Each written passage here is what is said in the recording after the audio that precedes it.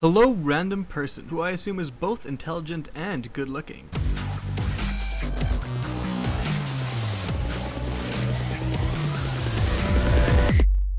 What is up, guys? Rickhack is here going over the N7 Destroyer in Mass Effect 3.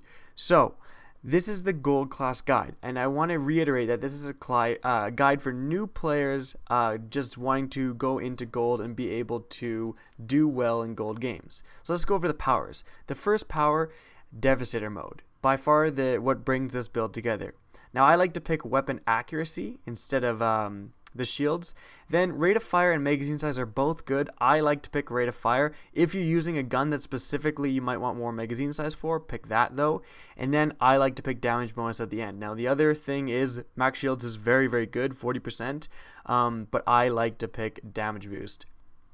Next, I ignore Hawk Missile Launcher, and I know a lot of pros are probably like tearing their hair out right now because I did that, but I do like to pick Multi-Frag Grenade. I'll explain why when the gameplay starts. I like to pick Force and Damage again, and then finally Grenade Count, just so I can get more grenades out there. Next, the T5 Battlesuit. Everything to do with weapons.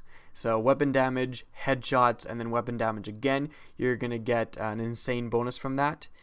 And then lastly, the T5V internal systems, everything to do with shields. You want your survivability to be up.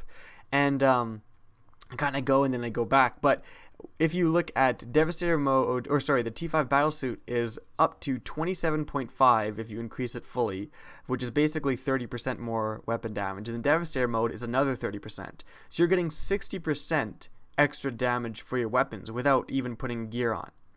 And so that's pretty insane. So the weapons, this is truly a class that works with any weapon. It makes any weapon good, and I'll explain a little bit more about why you can use some stuff in the gameplay. But you'll notice, like, I was going through gonna recommend weapons, but really it's good with almost anything. It makes anything 60% better. I do use the ADAS synthetic rifle, and I would recommend you use it if you have it, because if you're a new player, it's just a gold gun, not that hard to get. The Piranha also, because the accuracy increases, like Devastator Mode increases accuracy, the Piranha has a preset pattern to kind of nerf it. So the accuracy increases that and really makes the Piranha more accurate and makes it a lot better. So the Piranha is also a very good choice. Now for ammo bonus, something like incendiary rounds, for the ADAS is great. Weapon bonus, obviously, whatever you're using. So the Assault Rifle Amp 3, because I'm using the ADAS Synthetic Assault Rifle. Now for gear, the best gear is the Warfighter package because it increases my assault rifle and gives me a little bit more grenades. But basically pick something that increases whatever your primary weapon, whatever weapon you plan to be using the most, increase it. And even if you can get something like the assault loadout where it just increases weapon damage by 8%, that's great too. Now armor bonus, you can pretty much use whatever you want. If you feel that you're dying a little bit, more shields is great, but I, as you can see, am using the adrenaline module just so because Devastator Mode does decrease your movement speed, so using the adrenaline module will counteract that. Now that we're done what you should do for the class, let me explain this class. This class is the best, my favorite weapons class in the game. What I do is when I enter the game, I simply deploy Devastator Mode and keep it on for the entire game. I don't ever turn it off. Now, the one exception maybe is if you are doing a one of the the objectives where you're carrying the thing. You know how you have to pick up the packages and then deliver them to the predetermined zone. If you have Devastator Mode on and you're doing that, you're going to be walking very, very slow. So for that, I would turn off Devastator Mode and then complete that objective and then turn it back on. But it's easier just to avoid doing that objective. And I don't mean avoid doing it, but I mean avoid picking up the parcel and letting one of your teammates do it instead. Now in this gameplay, I am playing Gold, Operation Glacier, Firebase Glacier, and using the ADAS with disruptor rounds because I knew I was playing Geth. The server I joined had it turned to Geth, so obviously I turned on disruptor rounds because, as we all know, Geth have a lot of shields. But you'll see how insanely this thing just mows through guys. It's just not even fair because the ADAS stuns guys as well, and the disruptor rounds also stun. So basically, if you start shooting guys, you're pretty much not going to get shot back at, with the exception of the more powerful enemies like the Prime. So again, okay, back to the build. This build is fantastic with any weapon, and I definitely, even like this build can, obviously this is a gold guide, you can transition this build into gold very easily. You'll see me, I do very, very well in this game. This is a gold game. But one of the things I also use this build for, and not just gold, is I like to play silver with this a lot. And what I'll do is I'll put on certain guns that may not be that great, and I'll do challenges, like, you know how there's the gun challenges, like the SMG marksman or whatever, where you have to get a certain amount of points with like 5 SMGs. Well, the SMGs aren't usually that great, but if you put them on this character, they already get a 60% damage boost because of Devastator Mode and just the T5 internal systems.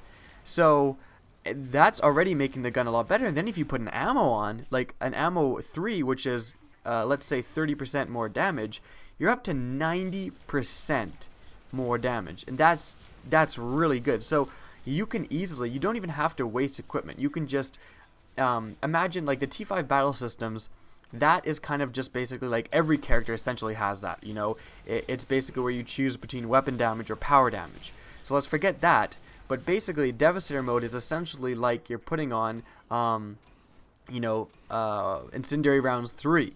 So you don't have to waste an equipment. You don't have to use up your Incendiary Rounds 3, which would be better for gold. You just put on Devastator Mode, which is a power. And then on top of that, again, if you do put on Incendiary Rounds, it's 60% bonus, so it's even greater. It's really, so this guy is really good for getting those challenges done, you know, with weapons. And one of the things I discovered, if you actually pick magazine size, for, like I was doing this when I was doing my pistol marksman challenge, if you pick magazine size instead of fire rate for Devastator Mode, the executioner pistol actually will become, as long as you use the executioner pistol with the attachment that increases magazine size, pistol magazine size attachment, it's actually going to get 2 shots.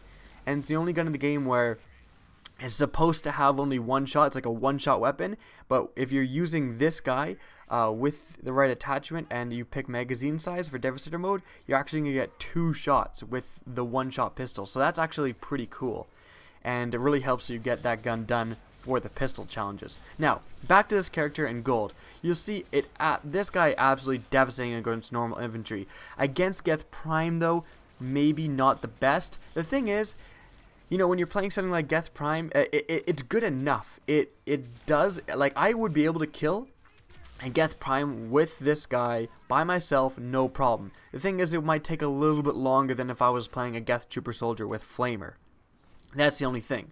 But against normal infantry, I destroy them. So I have 3 other teammates. If I can just be taking care of the normal infantry, that helps my teammates a lot. And they're probably maybe a little bit better suited for taking on like the primes and the boss characters.